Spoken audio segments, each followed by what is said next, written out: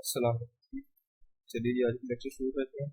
आज के लेक्चर का बेसिकली हमारे पास जो टॉपिक है ना, वो कहने के हमने देखने के किस तरह से कंपोनेंट सीरीज में होते हैं, किस तरह से कंपोनेंट पैरेलल में होते हैं और किस तरह से कंपोनेंट ना ही सीरीज में होते हैं और ना ही पैरेलल में होते हैं।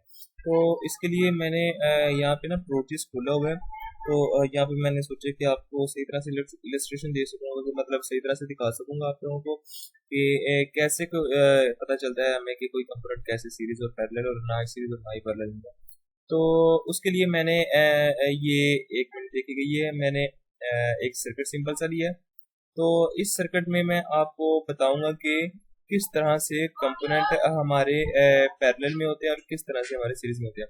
तो सीरीज में होने के लिए क्या जरूरी होता है कि आपका जो कंपोनेंट है, मिसाल के तौर पर यहाँ पे एक रेजिस्टर लगा हुआ है।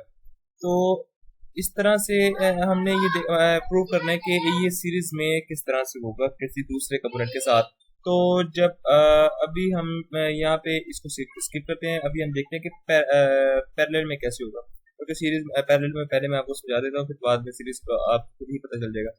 देखिए कि पैरेलल में होने के लिए ये देखिए, ये वाला कंपोनेंट इस वाले कंपोनेंट के पैरेलल में तब होगा जब इस कंपोनेंट के दोनों टर्मिनल्स जो है ना, वो दूसरे कंपोनेंट के दोनों टर्मिनल्स के साथ मिल रहे हो। जैसा कि ये देखिए, R2 के दोनों टर्मिनल्स R3 के दोनों टर्मिनल्स के साथ अटैच हैं। तो इसका क्या मतलब कि R2 और R3 दोनों पैरेलल में है।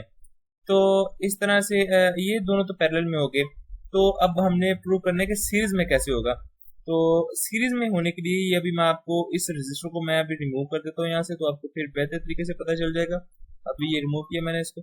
सीरीज में होने के लिए क्या होता है कि दो कंपोनेंट का कोई एक टर्मिनल वाला हिस्सा सेम टर्मिनल वाला हिस्सा दोनों के साथ अटैच हो। कोई एक टर्मिनल दोनों का एक साथ अटैच हो और दूसरे दोनों टर्मिनल चाहे एक दूसरे के साथ एक दूसरे के साथ अटैच नहीं होने चाहिए, सिर्फ एक टर्मिनल इन दोनों दो कंपोनेंट्स का आपस में अटैच हो, तो वो कंपोनेंट आपस में सीरीज में होते हैं। पहले मैंने आपको पैरेलल का बताया, फिर मैंने आपको सीरीज का बताया। अब मैं बताता हूँ कि किस तरह से कोई कंपोनेंट ना ही सीरीज में होते हैं ना ही पैरेलल में होते हैं। तो अभी दोबारा उसको यहाँ प्लेस करते हैं, ये देखिएगा। तो यहाँ पे ये देखिए, ये दोनों कंपोनेंट तो आपस में पैरेलल में है। जहां पे आपका कोई कंपोनेंट, एक कंपोनेंट जैसे कि ये है, ये दूसरे कंपोनेंट के साथ, जैसे कि एक कंपोनेंट था तो उसके साथ एक इसका पॉइंट मिल रहा था, तो वो सीरीज में था।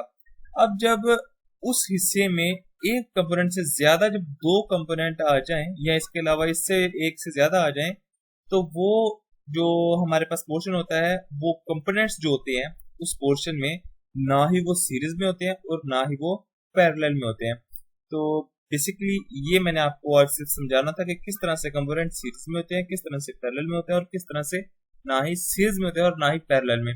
तो बेसिकली जब आप कोई भी सर्किट सॉल्व कर रहे हो, तो उसमें से आपको अगर उसकी कह लें कि रिडक्शन करनी हो सर्किट की बाय यूजिंग कोई भी मेथड आपने करना हो, तो उसमें आपने जब सर्किट में कंपोनेंट को पैरेलल सॉल्व करना है तो सीरीज में सॉल्व करना है। तो उसके लिए आपको पता होना चाहिए कि किस तरह से आप उन कंपोनेंट्स को मजीद सॉल्व कर सकते हैं। तो ये आज का छोटा सा टॉपिक था। तो टॉपिक में हमें बताता चलूँ कि चैनल को जरूर सब्सक्राइब कीजिएगा। इस तरह से मजीद वीडियो भी आपको मेरे चैनल की देखने की मिलेगी। शुक्रिया।